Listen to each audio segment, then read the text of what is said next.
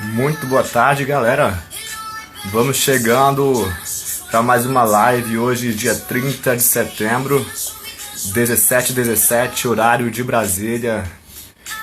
Hoje, novamente, vamos com esse papo de empreendedorismo e inovação, voltado especialmente para os educadores, professores, demais profissionais da área educacional. E hoje nosso convidado super especial é o professor Felipe Ferreira. Vamos aguardar um pouquinho enquanto o Instagram vai avisando.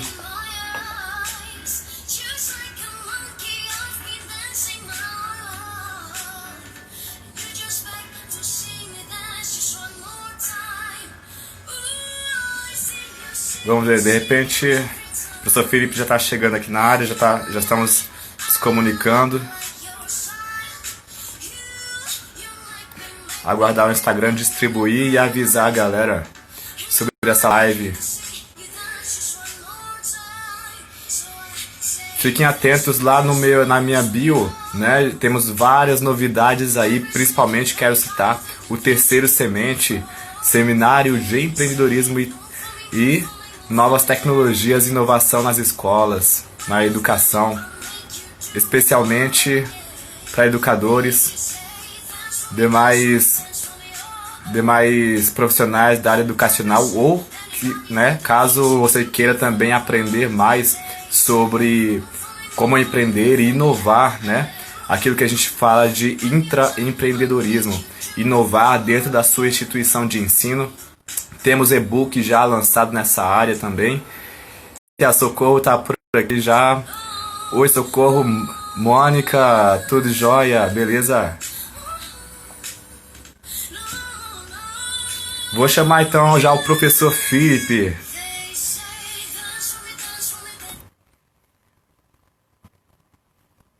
Vamos lá, deixa eu abrir aqui o Instagram que eu já vou falar um pouquinho do currículo desse camarada que é muito grande esse currículo aqui. Deixa eu chamar.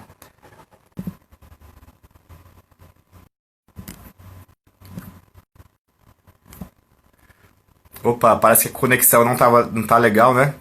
Já mudei aqui, qualquer coisa já vai dar tudo certo. Professor Felipe, já tô. Emilane, beleza? Socorro, Mônica. E aí, menina, como é que você tá? Socorro, joinha. Vamos aguardar aqui pro seu Felipe. Grande mestre, parece que tava Fala, cortando Léo. aqui Boa a tarde, tudo conexão. bem? Boa tarde, tá legal aí a conexão? Tá tranquilo, tá tranquilo. Deu uma pausada quando eu tava, não sei se foi comigo, foi com você, foi com todo mundo, mas agora tá ok. Acho que é aqui mesmo. Inclusive, vou pausar aqui agora, porque tô usando o notebook ao mesmo tempo e o notebook agora perdeu o Wi-Fi. Deixa eu só pausar aqui rapidinho. Tranquilo.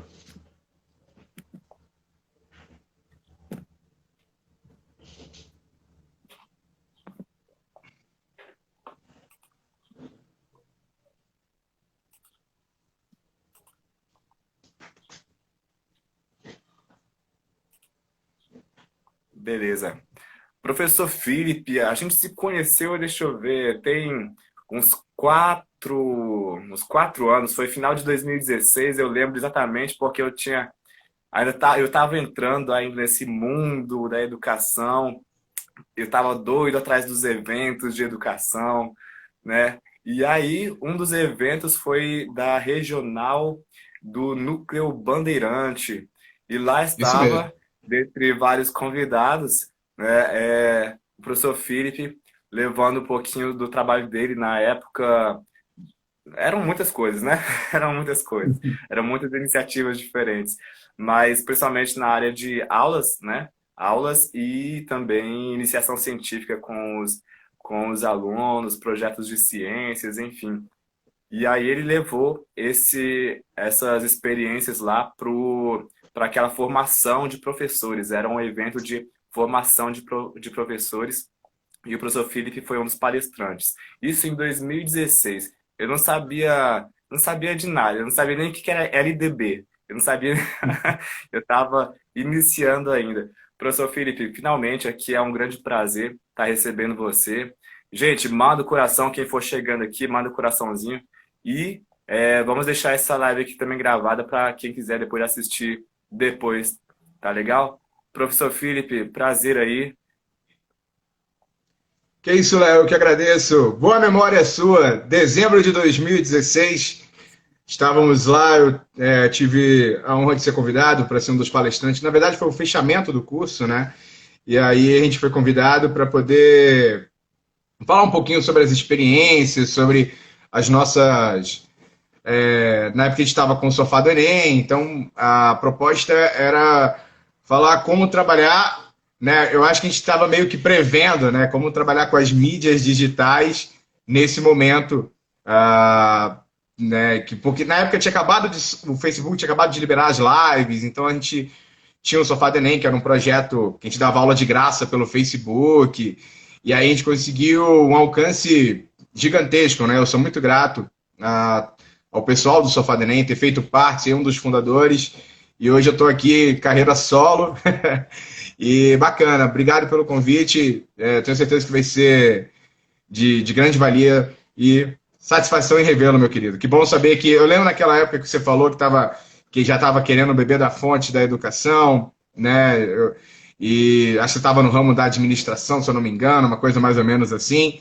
Isso. E a gente teve uma conversa rápida e eu falei, cara, esse aqui é o melhor lugar para aqueles que acreditam na democratização e querem transformar. O que a gente mais precisa é de gente com gana. E eu tenho acompanhado seu trabalho, parabéns, você está no caminho certo e é isso, cara. Eu acho que quando você faz de coração, quando você acredita, não só na educação, mas em qualquer área sistêmica ou não, quando você se entrega de verdade, a gente consegue um resultado positivo. Maravilha, valeu. Gente, quem for chegando aqui, dá um aceno, joga esses coraçõezinhos aí que o Instagram já percebe que é algo importante, beleza? Aí começa a avisar outras pessoas também. Eu vou fazer um mini mesmo resumo, né? Um resumo mini do professor Felipe, né? Temos profissionais, biólogo, especialista em neurobiologia pela Universidade de Chicago, escritor, colunista e apresentador do Jornal de Brasília, orientador educacional aqui da Secretaria de Educação do DF e, dentre outras realizações, finalista aqui da Feira de Iniciação Científica do Ensino Médio, agora em outubro, né? E eu sei que lá na descrição, na descrição lá do Jornal de Brasília, você ainda fala que é pai de quem? Pai da Maria Luísa, eu sou pai da Malu e fã do Quentin Tarantino. Não posso deixar de frisar nunca as minhas referências.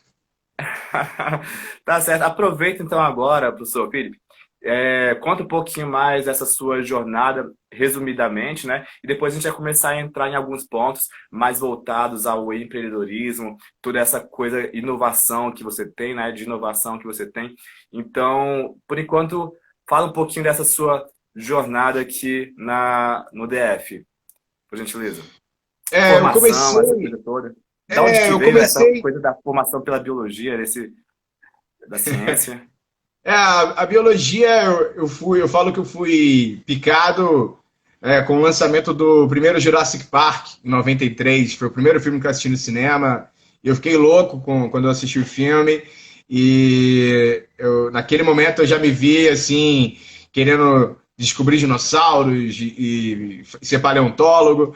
Só que aí a vida vai mostrando que não é tão simples assim, né? Não adianta você ter só um martelinho, uma machadinha e sair pelos sítios arqueológicos procurando pedra em formato de esqueleto. Eu sempre gostei muito de animais, sempre gostei muito de seres vivos. E o mais bacana é que a gente. Eu sempre me vi como um pesquisador, né? Nunca tive. Lá atrás eu não me via como um professor, eu me via como um pesquisador, laboratório, jaleco branco, e descobrindo coisas e aí com o tempo me deram a oportunidade de estar numa sala de aula e eu nunca mais saí porque eu sentia a essência o mais importante do conhecimento não é você adquiri-lo, mas você repassá-lo.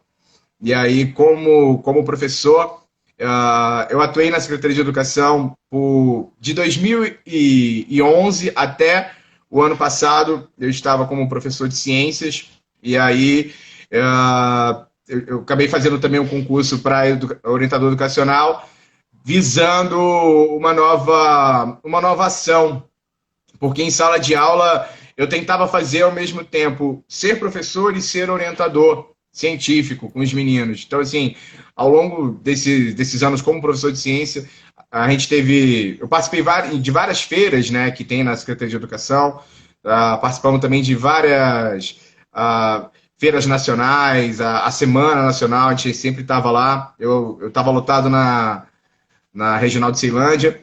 E aí, eu pensei, quando eu vi o concurso para orientador, eu falei, cara, é isso. Eu preciso sair de sala, porque como orientador educacional, eu vou conseguir trabalhar o que eu hoje coloco como sendo, para mim, o mais importante, que é trabalhar a alfabetização científica. Eu acho que o trabalho da alfabetização científica, ele é estritamente necessário, ainda mais aqui no Brasil. A gente tem várias críticas falando que nós não fazemos ciência, o Brasil não tem Nobel, e aí era uma forma que eu vi de poder estar fora de sala e trabalhar de forma interdisciplinar a ciência.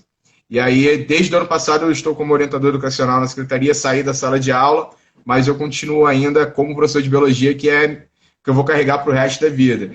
Trabalhando no jornal, eu trabalhei no Correio Brasiliense, foi meu primeiro local assim que realmente eu trabalhei como colunista. Uh, Dentro de uma questão de visibilidade, de tudo, eles me chamaram porque eles não queriam um texto engessado com vícios jornalísticos. Eles queriam que o especialista falasse sobre ciência e sobre o que é a descoberta e de iniciação científica. E aí, em contrapartida, veio o Jornal de Brasília, que é onde eu estou atuando hoje, e lá eu estou como apresentador, então a gente acabou elaborando um projeto que é uma ciência facilitada. Então a gente tira a ciência do texto e passa para uma ciência visual para aqueles que têm dificuldade de escrita, de leitura. E a gente, através do programa Bio Sem Neura, a gente tenta pegar pontos específicos, como agora nesse ano, né? Explicar para uma pessoa leiga o que é pandemia. Então a gente acha que é fácil, todo mundo sabe o que é pandemia. Não, não é assim. Tem pessoas que não têm noção nem do que é um vírus. Então a ideia do programa é facilitar a aprendizagem científica, facilitar o ensino de ciência, e eu fiquei muito feliz quando fui convidado para poder escrever, ter uma coluna sobre educação.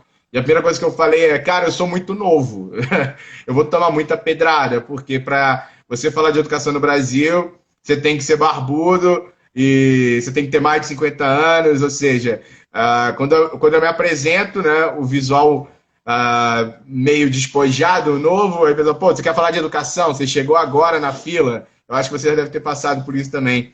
Mas tô tendo a sorte aí de ter um alcance bacana.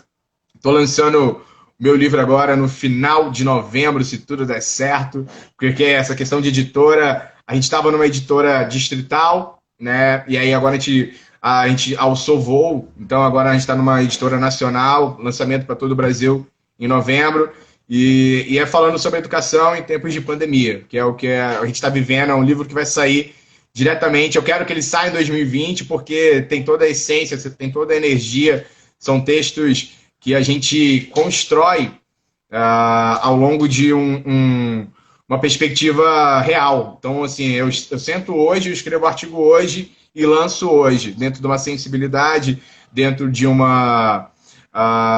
algumas conotações, né? Então, assim, meus artigos, eu me coloco um pouco crítico em alguns momentos, porque eu dou voz. Eu não quero maquiar a educação ou ficar falando sobre teóricos, porque isso já tem muito. Então, eu tento colocar o professor para que ele se identifique no meu texto. Claro que é muita presunção minha querer falar sobre todos ao mesmo tempo, mas a gente tenta. De certa maneira, o jornal ele tem um alcance muito popular, a gente tem um alcance das classes intermediárias, então é muito legal mostrar esse outro lado da educação do professor. E aí eu estou em paralelo, nesse momento, tentando, como todos nós, nos redefinir e nos reinventar. Maravilha, professor. Deixa eu dar um oi aqui para essa galera que já andou chegando aqui, ó. O Juva, Gabi, Calazans, Felipe, Charles, Vini, toda essa galera, muito obrigado aqui pela presença, gente. E pode mandar os coraçõezinhos, viu? Pra gente é muito importante isso para que o Instagram distribua esse conteúdo para a galera. Professor, então, a gente aqui, né, enquanto você estava falando, eu fiquei pensando no Jurassic Park. Eu lembro também de ter assistido Jurassic Park e uma das profissões que eu quis, né, era essa coisa da paleontologia, alguma coisa assim, né, de repente até a antropologia. E eu gostava muito disso, né? Mas entre você assistir Jurassic Park e chegar a ser biólogo de fato, né? E se for ter toda uma formação, né? Você já tem especialização nessa área toda de neurobiologia e tal. Entre assistir um filme na sua infância e finalmente se formar nisso, né? Existe uma grande jornada, né? E eu queria ressaltar aqui esse foco, né? Esse foco importante num projeto de vida, algo que é fundamental para qualquer empreendedor. Às vezes a gente vê, as pessoas iniciam numa coisa, depois vão para outra, depois vão para outra e não chega, né? E você parece que seguiu uma linha muito para o ramo científico desde a infância e parece que não largou mais, né? Como é que foi? Sempre foi esse viés da ciência mesmo ou teve momentos que você pensou em fazer outra coisa da vida? Cara, né, eu já pensei em fazer mil coisas, mas assim, a gente trabalha com as habilidades e você tem que saber quais as habilidades você tem para poder adentrar em uma área. Então, o querer muitas vezes não vai te trazer o sucesso, e aí é muito relativo. Eu postei tempos atrás uma frase que não é minha, não é de minha autoria, mas ela se encaixa muito bem, né? Que a importância, ela é do ego, né? E a verdade, a essência vem da alma, né? Então, eu acho que por mais que eu queira ter me projetado em várias áreas, em vários locais, eu sempre tive muito cuidado de saber quais as habilidades que eu tinha ou deveria adquirir. E aí entra numa balança muito grande, porque a balança da frustração. O que eu preciso para poder estar ali? Por exemplo, em 2017 eu ganhei um prêmio, né, é um prêmio nacional da Fundação Lehman, que aí eles premiam aí os 27, né, professores que fazem um trabalho diferenciado. Então, aí a gente foi convidado, a gente recebeu o prêmio, e aí hoje eu faço parte dessa rede de líderes da educação da Fundação Lehman. E a primeira coisa que eu já cheguei falando foi sobre já conhecendo a Lema, lógico, né? Eu estava pisando numa área política. Eu sabia que era uma área política, eu sabia que tem os engajamentos. Nós temos hoje a Tabata Amaral, é uma das que também tiveram o apoio da Lema na questão de estudos em Harvard, e eu tive contato com a Tabata nessa mesma época. E aí, a primeira coisa que eu cheguei lá foi, eu sentei com o pessoal e eles falaram, cara, você tem um viés político, você só não sabe ainda. Aí já tentaram me engajar, olha, vamos tentar ver se a gente consegue, né, nas próximas eleições. Eu falei, cara, eu adoro política, mas eu gosto de estar do outro lado, sacou? Eu gosto de estar no outro reverber. Hoje eu não me vejo exercendo nenhuma função política, porque eu tenho uma área de atuação, mas é tudo um balanço, né? E como eu falei da questão política, eu sabia onde é que eu estava pisando, sabia que hoje nós temos no Brasil uma discussão muito grande, então obrigatoriamente você tem que ser de direita ou você tem que ser de esquerda, e isso acaba sendo um contraponto, você não pode estar ali no mesmo barco, né? Então, eu me vejo hoje nessa questão de chegar e estou professor, né? E eu sinto isso. Eu acho também que a educação que nós temos hoje, daqui a 10 anos, ainda mais depois dessa pandemia, desse isolamento, ensino remoto, a educação não vai ser mais a mesma. E sabendo disso, pode ser que a educação que tenhamos daqui a 10 anos não seja a que eu me encaixe mais. porque eu gosto de trabalhar uma didática ativa, então construtivista. Como eu, né, tenho viés de pesquisador e de cientista, eu coloco 60% da minha aula, 70% da minha aula é em laboratório. E eu utilizo a sala mais para um recurso de pesquisa em si, mais teórica, mas eu gosto de dar aula no laboratório o tempo inteiro. Eu gosto de botar o aluno para poder pensar. E se um dia isso me for tirado, eu falo, não, então já deu, um abraço. Eu vou ter que ver se eu vou trabalhar com. Se eu vou virar um tatuador, se eu vou viver de virar um escritor, sabe? Assim, é porque a questão de. A questão de ser um escritor é muito relativa, né? Eu até falei, eu até estava comentando esses dias, falei assim, cara, eu tenho que mandar mensagem para alguns amigos escritores com uma salva de palmas, porque não é fácil, cara. A gente acha que simplesmente é sentar e produzir um livro é uma das coisas mais difíceis que eu já fiz, porque é um registro, né? Então, assim, é o bate-volta, a editora manda para você e fala que não tá bom, e você, cara, mas então o livro não é meu mais, eu não posso colocar isso, e aí você fica, porque eu não tenho essa prática. Então, assim, mas eu acho que as portas vão se abrindo. Eu nunca imaginaria trabalhar no jornal. Eu não sou jornalista, entendeu? Mas eu tô dentro eu faço parte do grupo e eu tô lá com os caras e a gente debate, a gente tem os esquemas e eu tô no meio dos caras, sacou? Então, assim, e é legal porque eu sempre sou referido como professor. Então você acaba sendo, até mesmo no jornal, eu sou o professor de biologia. E aí, qualquer tipo agora, a questão né, do incêndio no Pantanal, vai sair uma matéria, vai ser qualquer coisa, pá, cai no meu colo, e aí você passa a ter um viés. É a questão da responsabilidade onde você está.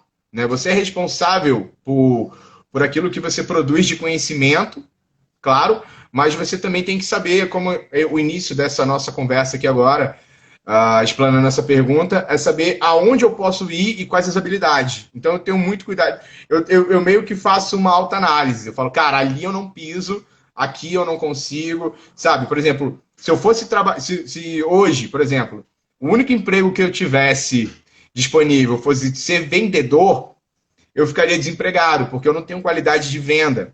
Eu não tenho essa questão do tato social, de pegar um produto, e se eu souber que o produto é uma porcaria, eu vou entregar que o produto é uma porcaria, porque na educação a gente trabalha com verdades. Não, mas você tem que vender. Eu falo, cara, mas isso aqui é uma porcaria. Não dá, não, mas não tem problema, não é você que vai usar, é o consumidor. E aí, eu acho que eu não consigo tratar o aluno como um consumidor, como um cliente, né? E se a educação for para esse viés de clientela, o professor perdeu o seu espaço que ele tem para ser realmente referência, ser um mediador e passar a ser um vendedor de conhecimentos, eu entrego isso para o Google. Eu deixo que o Google toma conta, né? Deixo pessoas que têm mais habilidades aí. Eu acho que o conhecimento ele não pode ser vendido, ele é compartilhado. E aí você trabalha com os desafios e tudo mais. Respondido? Maravilha, respondido. E aí a gente vê uma outra questão aí muito bacana. Na verdade, acho que até esse convite todo que se faz, né, para que você vá para esse viés político, é porque você faz da ciência uma causa social, uma causa política, Ah, né? sim.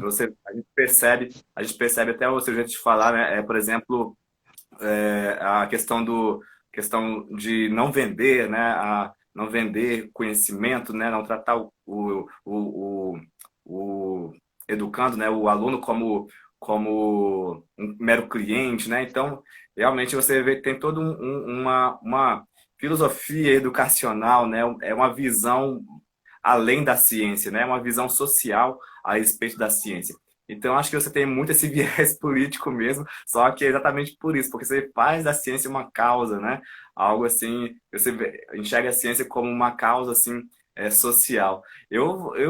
Nossa, eu vou liberar agora para você trazer os pontos aí que você mais gostaria de colocar na nossa discussão aqui, né? Sobre oportunidades que você enxerga na carreira educacional, como inovar, o que que você pensa, né, em termos de oportunidades e tendência nessa área educacional.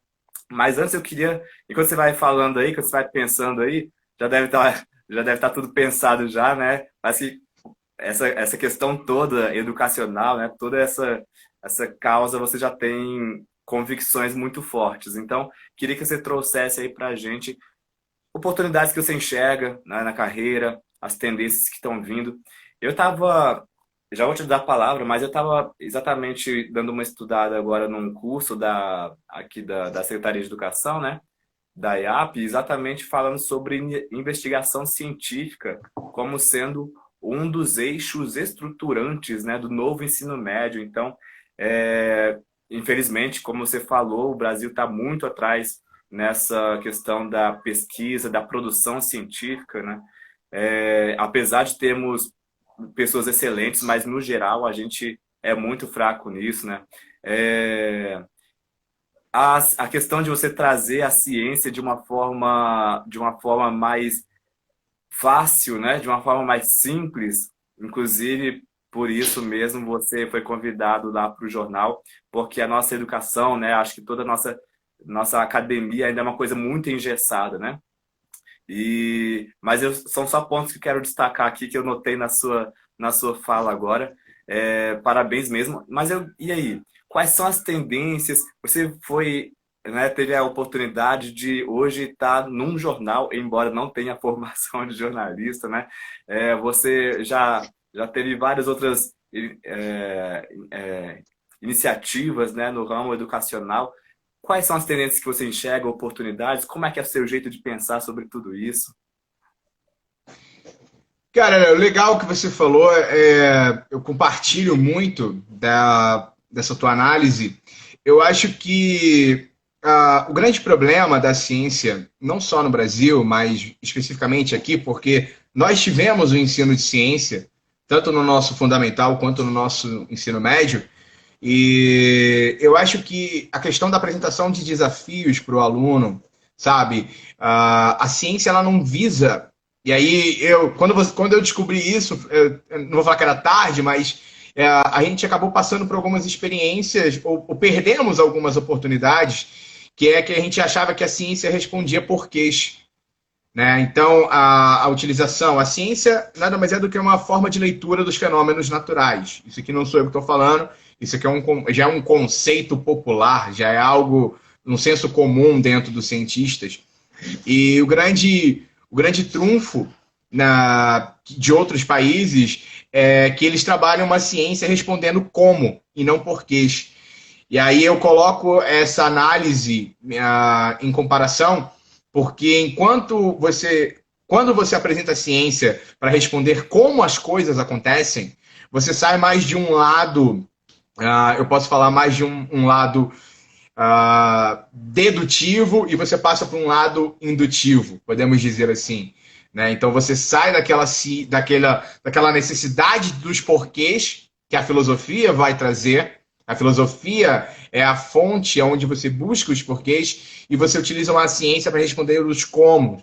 Então, quando eu pego a ciência e tento responder os porquês, eu vou me frustrar. E esse é o grande problema. É a frustração que não só o aluno, mas os próprios cientistas, a forma do ensino, quando eu falo da alfabetização científica, a gente tenta colocar algumas nuances. Por exemplo, o aluno, quando ele é desafiado, quando para ele passa a ter um sentido o conhecimento, ele vai aplicá-lo.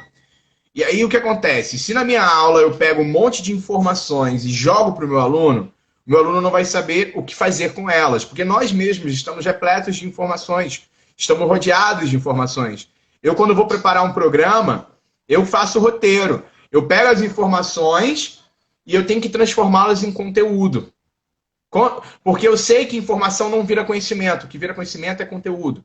E aí o professor entra em cena. Para quê? Porque ele tem que fazer... Porque o conteúdo faz um sentido. O conteúdo eu consigo aplicar para resolver problemáticas, para amenizar. Porque a ciência nem sempre busca verdades. Ela busca, algumas vezes, só amenizar incertezas. Então pode ser que o seu problema todo não seja solucionado, mas você amenizou. Você passa a bola para frente. Ou você pega uma bola que já veio. Você entende? Eu posso pegar uma situação, uma hipótese que já está sendo trabalhada há algum tempo e ela não foi finalizada, ela não virou uma tese. Porque nós sabemos, hipótese, hipo abaixo, tese. Então, quando eu pego essa minha hipótese e trabalho em cima dela, faço as experimentações, ela perde esse prefixo hipo e torna-se uma tese, uma nova ideia apresentada, testada, verificada e aplicável. É isso que nós temos que fazer. E a criança ou adolescente, ele é um cientista nato, porque ele faz o que a ciência quer. Questionamentos, perguntas. Né? E o professor ele tem que saber trabalhar. Cara, eu já chego logo, para não ter dor de cabeça, eu falo, galera, o negócio é o seguinte, eu não sei tudo, eu não sou o melhor professor de biologia, tem o Google aí, é eu contra o Google mesmo, sacou? Então não esperem que eu saiba todos os nomes das plantas aqui da floresta amazônica, eu não sei, mas eu posso aprender com vocês. E aí você sai do palanque, sacou? Você sai de cena e deixa o aluno ser o protagonista, cara. E aí ele vai querer... O negócio da aprendizagem científica, Léo, o aluno ele é o protagonista e o professor tem que entender que quanto menos ele precisar de mim, melhor. Esse é o sucesso. Então eu tenho que fazer que o aluno tenha uma autonomia da aprendizagem. Eu falo, terceiro ano, eu falo, galera, me esquece, tá acabando o ano. Eu não sou mais a referência de biologia. Quer saber mais? Se vira. Mas eu tenho que ser uma referência de estudante. O aluno tem que olhar para mim não mais como detentor de um conhecimento, mas como detentor de um pesquisador. É chegar do lado do Joãozinho que não sabe estudar e estudar do lado dele. Não ficar mandando ele estudar. Mas na hora que ele entender que estudo é pesquisa e que se eu souber elaborar as minhas perguntas, e aí entra essa questão de como pesquisar, que aí é um outro nível, eu falo que são níveis, que a gente vai subindo. Então, na aprendizagem científica, primeiro você tem que saber a fazer as perguntas certas, a construir perguntas. E isso não é feito. O aluno em sala de aula está o tempo inteiro tendo que responder perguntas que não foram elaboradas por ele. Perguntas pelo professor, pelo livro ou por quem quer que seja. Ou seja, a autonomia do pensamento ele só vai acontecer quando o aluno entender que ele é o próprio construtor das suas perguntas. E aí ele vai atrás do que ele quiser, cara. E aí ele vai pegar as referências e vai saber, é claro, nivelando academicamente falando, graduação, pós-graduação, mestrado, doutorado, PhD. Ou seja, conforme você vai subindo as escadas acadêmicas, as referências vão ficando mais complexas. Então, você pega um mestre, ele consegue, ele vai afunilando, né? Então, o mestrado, o cara faz a dissertação, ok, muitas vezes é uma referência bibliográfica que ele faz ali e tudo mais. O doutorado é outro patamar. Doutorado são 4 anos onde você tem que trazer uma nova ideia. Você tem que ter uma tese. Você tem que defender uma tese. E aí, quando a questão do pós-doc, você tem que saber o seguinte, os alunos falam, professor, eu quero ir para a NASA. Eu falo, cara, eu quero trabalhar na NASA. Será que é possível? Eu falo, meu irmão, qualquer coisa, o impossível não existe. Você tem que saber se você tem as habilidades certas, porque também você não pode iludir o aluno. Fala, não, você vai. Cara, ele tem que sentir. E aí eu coloco um ponto também específico, de saber lidar com as frustrações. Nós estamos vivendo hoje numa geração que não sabe lidar com a derrota. Eu falo isso para os meus alunos que eu oriento. Eu falo, cara, a conquista maior é a vivência. Eu curto muito hoje a experiência. Eu gosto do laboratório, eu gosto de bater cabeça, pegar os artigos, ficar virando o livro de cabeça para baixo. O resultado, ele vai vir com o tempo. É porrada, ninguém consegue. O próprio Einstein apanhou, cara. Eu falo para eles, o Einstein apanhou. Vocês acham que logo de cara você vai chegar e já vão abrir as portas para você? E aí o que acontece? Você tem que sempre pensar o seguinte, a ciência é aplicada até não é por exemplo, eu falo assim, com os meus alunos, você ser um cientista, você pode ser um cientista em qualquer profissão, um advogado, porque é um pesquisador, cara. Então, se ele tiver um olhar científico na pesquisa, ele vai montar uma defesa ou uma acusação, eu não sei. Para ser um engenheiro, ele tem que ter... Porque o cientista ele é criativo. A ciência estimula a criatividade. E aí, com o passar do tempo, o que eu percebo? O ensino no Brasil ele vai minando essas criatividades, vai podando. Então, a criança... Eu tenho uma filha de 4 anos. A minha filha é a que mais pergunta sobre tudo. E aí eu não posso chegar e, a partir de agora ou depois, começar para de perguntar. Você pergunta demais. Não, sabe? Aí o que acontece? A criança, o adolescente, ele vai se limitando Ele tem medo de perguntar. E aí eu falo muito nas minhas aulas, quando eu pergunto, galera, alguma dúvida? Aí ninguém levanta a mão e fala, pois é, quem não tem dúvida de nada não entendeu nada. Porque quanto mais dúvidas você tem, é sinal que alguma coisa tá mexendo na engrenagem. Ou seja, se a dúvida é o que eu quero que venha. A dúvida é o estímulo do pensamento. Então, quanto mais você sair da minha aula não entendendo, mas sabendo que você não sabe, para mim é o mais importante. Porque o conceito é vago. O conceito eu vou, aplico numa prova, aplico no exame. O que eu faço com isso, professor? Por que eu preciso saber a função de uma célula? Por que eu preciso saber sobre a questão da diferenciação de animais? Eu não sei, eu não vivo a tua vida, cara. O filme Quem Quer Ser um Milionário diz isso, né? E nos ensina que quanto mais conhecimento você tiver, mais preparado você vai estar para os percalços. Eu não sei que hora que a vida vai te cobrar, pode ser que não te cobre. Como até hoje não me cobrou Bhaskara. Eu nunca fui cobrado sobre Bhaskara. Eu nunca cheguei em um lugar, você vai aqui, quem resolver essa questão aqui de Bhaskara vai sentar na primeira classe, ou vai pegar o pão mais quentinho da padaria. Isso não rola, sabe? Mas eu tive que, até para saber o que eu queria, eu tive que experimentar para saber o que eu não queria. Então, quando eu experimentei Bhaskara, eu falei, isso aqui eu não quero. Isso aqui para mim não dá, desculpa o termo, não dá tesão nenhum. Mas quando eu abria, via lá, esse cara, via o Darwin, via a evolução, e começar. Cara, quando eu entendi a evolução, cara, foi um brainstorm, assim, foi um negócio louco, que eu falei, cara, tudo faz sentido. E aí você cria uma linha. Claro que foi uma linha bem fina de compreensão. O que eu passei ao longo desse tempo? Enchendo de informação. Quando eu faço o curso de neurobiologia, eu quis entender o cérebro, eu quis entender como é que a gente pensa. Como que eu posso trabalhar com o meu aluno na aprendizagem? Eu tenho que entender como que o cérebro vai receber essa informação. E aí, é isso. Porque o que acontece? Quando você vai, aí você tem que saber ao redor onde você vai aplicar. Do que adianta eu estar dando aula de biologia, iniciação científica? Eu vou fazer um curso aqui totalmente fora da minha área. Porque eu quero ser uma pessoa com currículo amplo. Mas aí eu vou estar ampliando, mas eu não vou abraçar nada. O pensamento de ser um especialista, né, é porque você vai tangendo aonde você aplica. Então, quanto mais você vai, vamos dizer assim, rebuscando, porque o que a gente tem visto são currículos híbridos, né? O camarada é tudo ao mesmo tempo não é nada. Porque o que acontece? Mesmo estando no jornal, a minha é um apêndice, podemos dizer assim, mas ele se comunica com a minha base. Eu não saio da minha base nunca, nesse momento. A minha base é professor de biologia, cientista. O resto é paralelo. Mas você está no jornal. Sim, mas qual que é a minha base? Sempre a biologia, sempre a educação.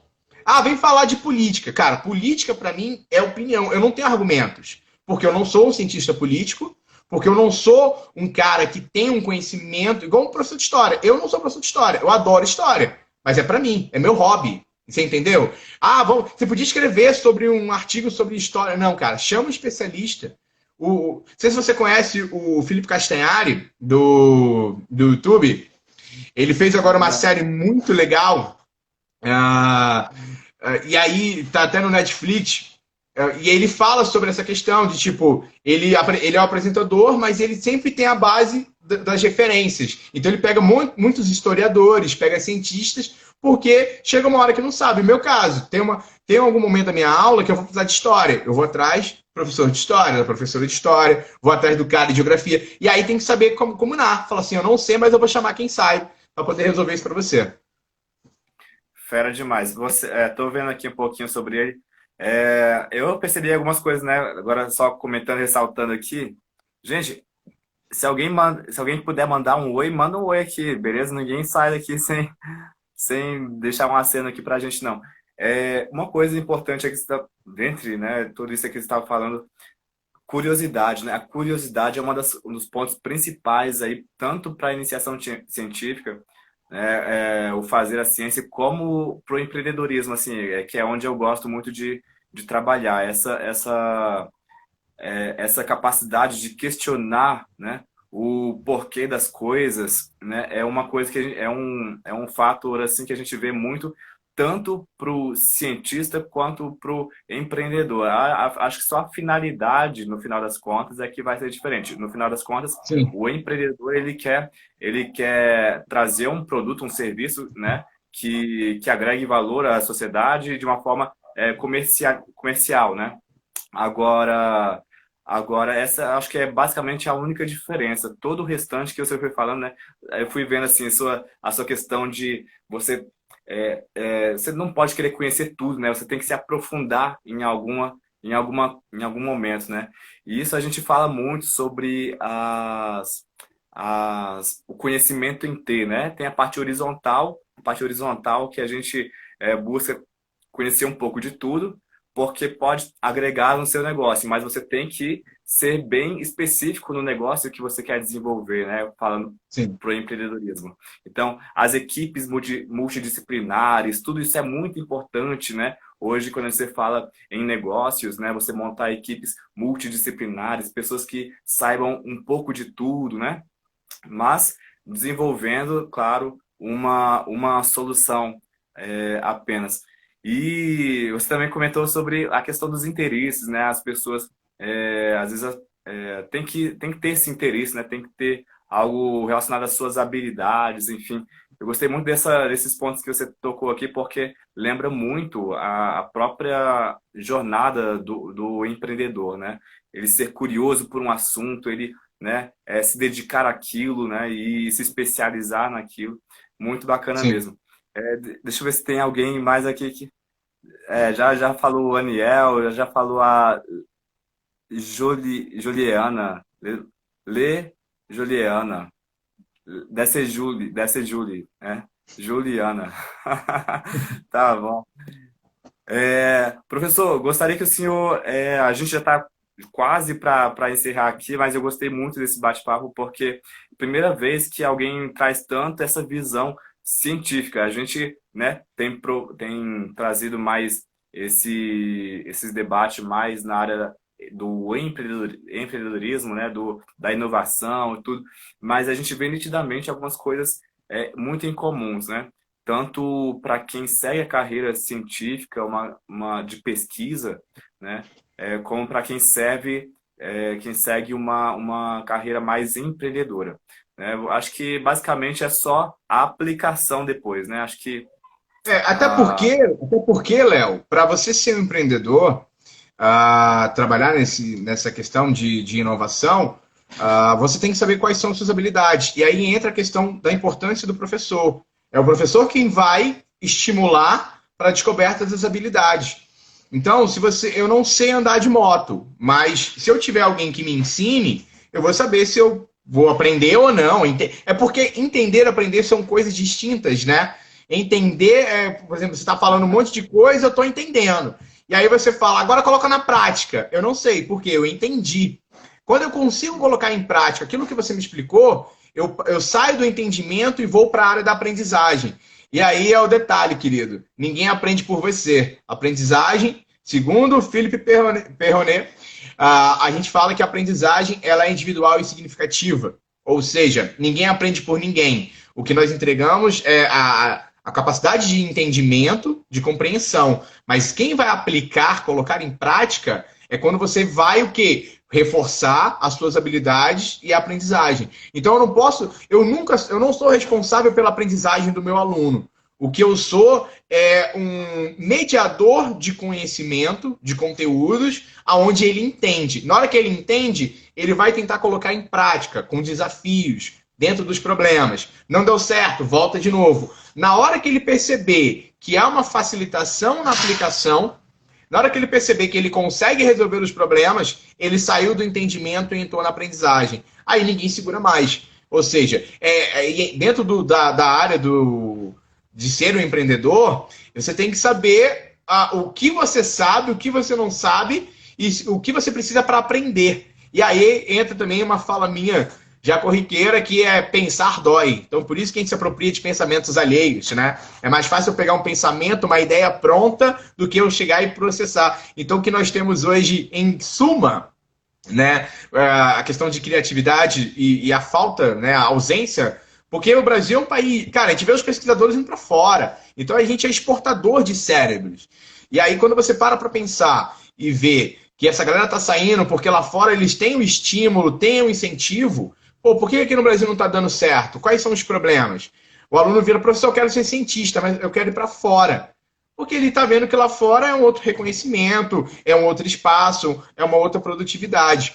Mas o que eu queria chegar era nesse ponto, de que a gente está se degladiando porque as pessoas estão pegando opiniões e vindo para o debate, não estão vindo com argumentos. Ou tem preguiça, porque pensar realmente dói. Então eu me aproprio do pensamento ali, o Cortella falou um negócio lindo, massa, peguei ali, e aí eu começo a reproduzir. E aí, o que eu mais vejo hoje, Léo, são professores reprodutores da fala desses caras. Eles não entenderam o esquema. Quando você assiste a palestra de um Cortella, não é para você sair decorando as falas do Cortella e sair dizendo para as pessoas, para que as pessoas te achem inteligente. O que ele está te fazendo é sendo um estímulo de pesquisador. É você olhar e falar assim, pô, eu quero saber igual esse cara. Não o que ele sabe, eu quero saber o que eu quiser saber. Então, a questão de inteligência, as pessoas acham que é quem consegue expor e entregar de uma forma mais ampla. Eu acho que é o outro processo. A gente tem que saber como que eu faço para poder pensar sozinho. E eu sou dono do meu pensamento, eu sou dono da construção daquilo que eu sei, do meu conhecimento, e eu posso moldá-lo conforme as necessidades. E aí entra a questão de ser um empreendedor. Porque as necessidades estão acontecendo o tempo inteiro. E eu tenho que ter esse olhar para o meio onde eu estou inserido. Se é no meio acadêmico, educacional, se é no meio do comércio, se é no meio, sei lá, da onde. Eu preciso saber, por exemplo, que eu te falei, eu não sei vender nada. Mas eu sei que para vender alguma coisa, você precisa de que alguém precise. Então eu tenho que saber o seguinte, qual o produto que eu entrego? O que eu tenho que fazer? Quais são as necessidades? A gente viu agora uma coisa que eu jamais poderia imaginar, que é a área da gastronomia passando sufoco. Eu falei, cara, pra mim, antigamente, a única coisa que não quebraria é a comida, velho. A galera pode deixar de tudo, menos de comer. Aí você vê que realmente a questão, né, o déficit financeiro, o poder de aquisição financeira, contribuiu para que alguns locais fossem fechados. E essas pessoas vão ter que fazer o quê? Se reinventar, juntar os cacos, ver o que sobrou e aonde ele pode se recolocar no mercado. Eu não tenho aplicação para isso. O que eu sei, na verdade, é mais sobre dentro da Lema, quando eles colocam lá pra gente, e a gente fica olhando assim, aí eu falo, cara, isso não é para mim, eu não tenho esse olhar visionário de aplicação de recursos, nem nada. Agora, se você me der o pincel e um quadro, eu dou uma aula de biologia. Olha, na verdade, você é um ótimo vendedor da não em troca de dinheiro necessariamente, em troca do lucro, né? Não em troca do lucro, mas você é um ótimo vendedor da causa científica. Olha, Ah, isso eu e faço mesmo. é engraçado. Você é apaixonado por um produto, né? Você é apaixonado por um produto que na verdade não está sendo comercializado, é isso, né? E Isso. você faz da causa científica uma paixão realmente, e você vende isso muito bem. Eu tô quase para virar um cientista aqui. Eu Vale a pena, vale a né, pena. Então, vou estamos precisando, renascer. viu? Temos vaga. Estamos precisando. Né, verdade. Eu vou renascer aqui, né? Acho que todo mundo, acho que a grande maioria, pelo menos, das pessoas já pensou em ser cientista, né? Vou ser cientista agora, né? Ficar mexendo com aqueles negócios lá, ou coisa da física, né? As coisas da Aerodinâmica, sim, sim. aeroespacial, isso, essas coisas todas, né? Então, acho que todo mundo em algum momento, né, se identificou com os animaizinhos, ou virar cientista para estudar os animaizinhos, né? Enfim, eu acho que todo mundo já teve isso. E acho que tem muito a ver exatamente com o que você falou, né? Da infância. A gente é muito curioso, a gente gosta de ficar imaginando, a gente tem uma imaginação, uma criatividade muito aguçada, tudo pra gente é ficar imaginando as coisas mirabolantes, né? E, infelizmente, por conta desse sistema educacional enrijecido, que nós já sabemos que nós temos, né? Isso vai se tornando, isso vai sendo sufocado, né? O aluno só recebendo as informações, o professor que você falou, né? Por exemplo, ele apenas reproduz, né? Ele ouve falar, acha aquilo bonito e vai reproduzindo aquilo tudo. E na Pô, o que mais verdade está tendo? O que mais está Ele tendo? não processa, e nem ele processa, e nem Não, ele não tira a treina vírgula. Até a os entonação alunos, né? agora, tem um monte você vê os caras falando e fala, pô, mas você tá ouvindo tanto cara que você tá falando igualzinho a ele, pausadamente, com as mesmas reticências, né? Muda um pouquinho, fica feio. Porque a gente sabe que a apropriação de conhecimento ela é válida graças à citação de referência. Então, se você quer falar o que o Cortella disse, ou no começo ou no final, revele, sabe? Fala, olha, isso aqui não fui eu, foi fulano, eu só vou replicar aqui. Agora, você querer pagar de inteligente para que as pessoas achem que aquele processo de conhecimento, aquela reflexão, sabe? Usa aspas, cara. Você está conversando com alguém e fala, olha, não, sabe, tem vários recursos. Apropriação de intelecto, além de ser crime, é feio, sabe? Eu passo isso para meus alunos. Cara, se você não sabe como falar, bota aspas, velho. Porque pelo menos você colocou e deu crédito a quem teve o trabalho, quem queimou os neurônios. Sacou? A gente acabou de ver aí. Papel aceita qualquer coisa, cara. Então, assim, se você vai lá, pessoas já, eu sou mestre, eu sei o quê. Cara, não quer dizer nada. Se você não souber aplicar o que você aprendeu, se você não conseguir resolver, ser bom, e aí é a questão. Por exemplo, me perguntam, qual que é o seu objetivo de vida? Cara, eu para mim, eu quero ser eterno, como todo mundo. Só que a gente vai morrer. Só que o registro vai ficar. O registro fica. Você acha que Machado de Assis, cara, ele sabia que ele era muito bom. E ele sabia que a produção dele iria reverberar no infinito. Pô, cara, né, o próprio Getúlio Vargas, né, saiu da vida e entra para a história. É isso. É como que você vai ser lembrado, qual que vai ser o registro. Eu lançando meu livro, é muita pretensão minha de querer achar que eu vou ser uma referência e tudo mais, mas tá lá, cara. Daqui a 10, 20 anos, esse livro vai ter a importância para mim. Eu registro, falo assim, cara, no ano da pandemia, no ano de todo o caos, que o mundo mudou, não adianta. Nós não sabemos como iremos lidar com isso, porque a gente está no meio do processo. A gente está trocando o carro, a roda do carro com o carro andando. Então, assim, é isso. É saber o seguinte: como que eu quero ser lembrado?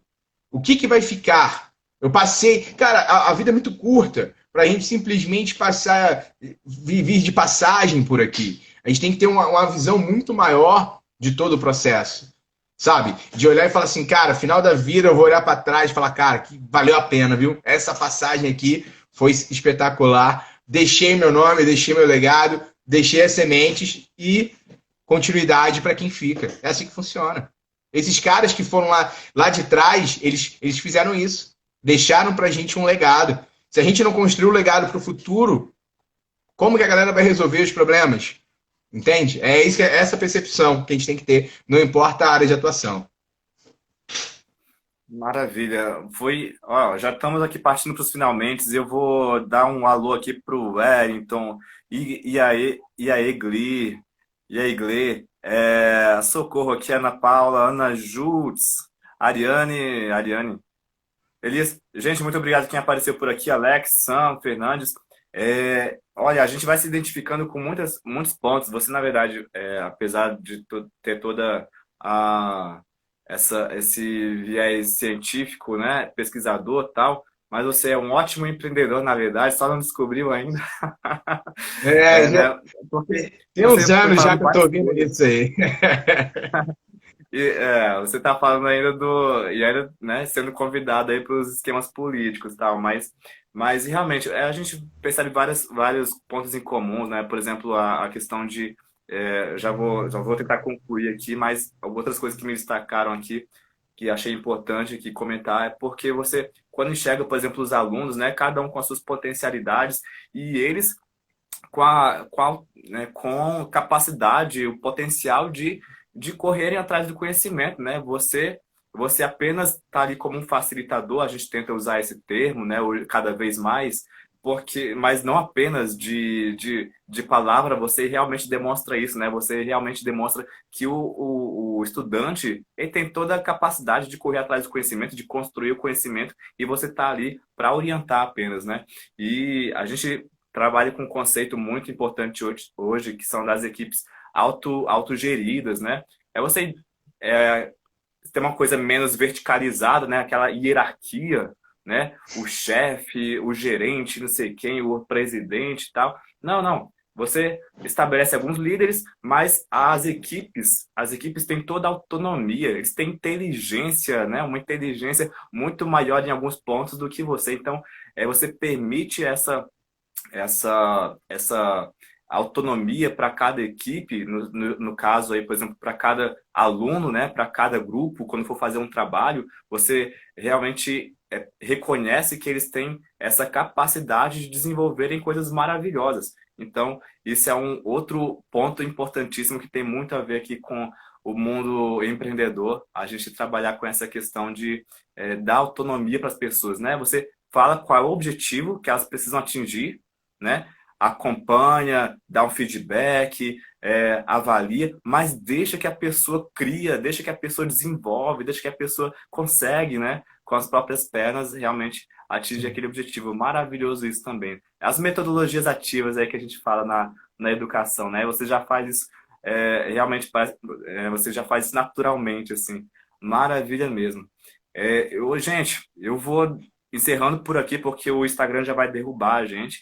Professor Felipe, a gente vai trocar outras ideias depois, tá bom? À Eu disposição, estou Léo. sempre acompanhando. Gente, segue aí o professor Felipe. Quem não está seguindo aí, socorro. Quem. Deixa eu ver. A minha aluna, olha só que legal. Gente, segue aí o professor Felipe, né? Muito importante aí. Ele é uma referência mesmo aqui no DF, nessa área educacional, Valeu. na questão da pesquisa científica, que para os alunos, né, da educação básica, não só no nível superior, mas para a educação básica. Eu lembro muito de uma frase do professor Felipe falando por que eu não, apesar da minha especialidade toda, porque eu não posso ficar em sala de aula, né? Porque, assim, houve a tentação de sair da sala de aula quando o professor vai se tornando muito reconhecido e tal. A tentação de sair da sala de aula é muito grande, porque outras oportunidades vão surgindo. Mas você falou, por que eu não posso proporcionar para o meu aluno uma experiência dessa, né? De ter de ter né, Sim. um conhecimento e um trabalho tão qualificado assim, né? Ao invés de eu sair da sala de aula, né? Maravilha isso. Professor, Boa deixa memória sua. seu abraço aí, porque já está encerrando, desculpa. Perfeito. Obrigado, Léo. Obrigado pelo convite. Estou sempre à disposição, querido. Parabéns pelo trabalho, engajamento. Você também está sendo um cara referência. Várias pessoas vieram falar, cara, o Léo tá vindo, sabe? O Toniel tem contato com você, o próprio professor Léo Matos também. Pessoas que vieram parabenizar e colocar aí que a importância dessa nossa ponte, né? Aí quase 4 anos depois, a gente está aqui, né, se reconectando, sendo totalmente diferentes, mas vendo que essa longa jornada só nos fez bem. Obrigadão.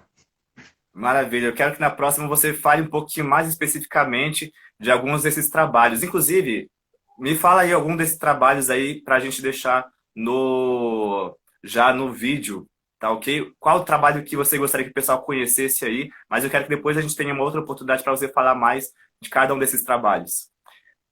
Qual que você Cara, gostaria de deixar aqui?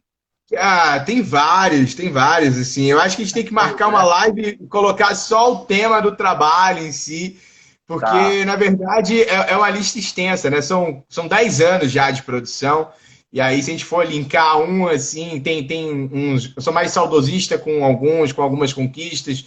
Ano passado, a gente conseguiu o segundo lugar na feira, né, de ciência. A gente conseguiu lá uma escola rural de Braslândia, ou seja, que nunca tinha participado de nada, nunca tinha feito ciência, a gente conseguiu ficar em segundo lugar na etapa regional. Então, assim, é bem bacana. Cara, tem o projeto da NASA, né, que é a Menina dos Olhos, e aí a gente precisa de uma live para ela, para depois a gente organizar e colocar. Beleza? Maravilha, então. Gente, muito obrigado aqui pelo pessoal aqui que compareceu. Maravilha mesmo. Obrigado aqui. E até a próxima, gente. Professor Felipe, muito obrigado também. Até a próxima. Tchau, Valeu, Léo. tchau. Tamo junto. Abraço, querido. Tchau, tchau. Abraço.